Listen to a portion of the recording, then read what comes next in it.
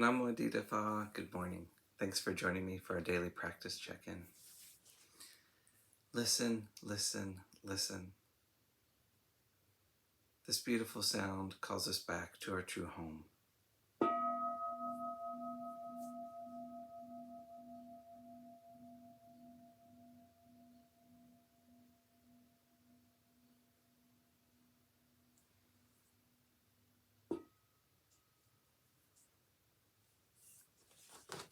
The second mindfulness training. Aware of the suffering caused by exploitation, social injustice, stealing, and oppression, I vow to cultivate loving kindness and learn ways to work for the well-being of people, animals, plants, and minerals. I will practice generosity by sharing my time, energy, and material resources with those who are in real need. I'm determined not to steal and not to possess anything that should belong to others.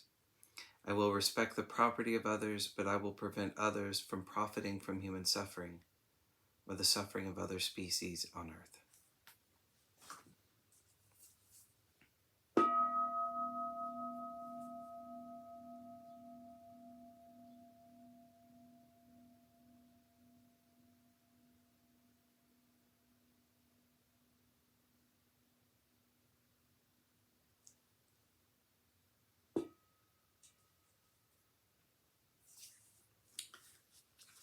Our Dharma lesson today is concluding a reading on Living with Reality by Ajahn Sundara from her book, Paccuppanna, The Present Moment. We use this teaching as an entry into learning with an approach that is tolerant and accepting, benevolent and compassionate. It is not an approach that continues to divide, dissect, make judgments, and criticize.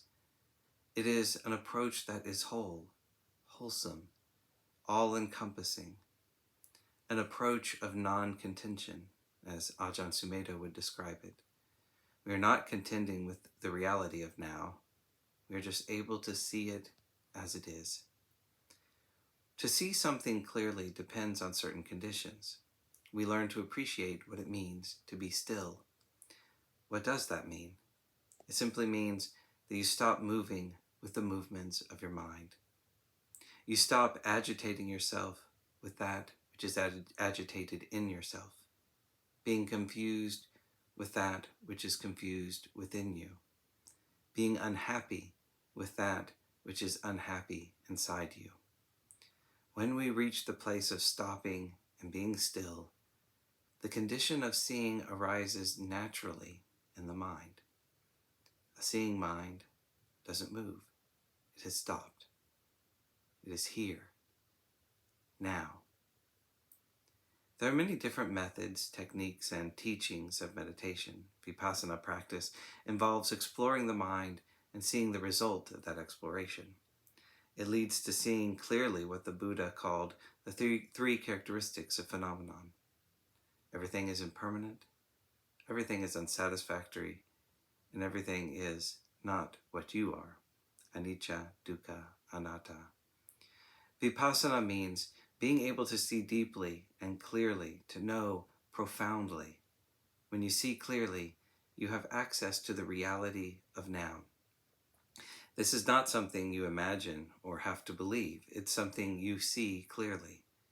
Vipassana is an invitation to explore, is this satisfactory or unsatisfactory? Maybe you think you find greed or its object extremely satisfactory. On the other hand, maybe you find that the feeling of greed arising in the heart is not so pleasant and restful. The Buddha invites us to really examine the excitement of this world of desires. He draws our attention to the danger of believing in this world of sensuality and its complexities, and to really apply our attention, to question and investigate.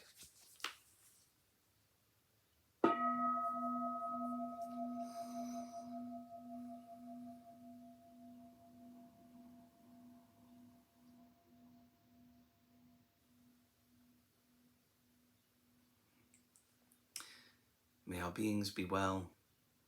May all beings be happy. May all beings be peaceful.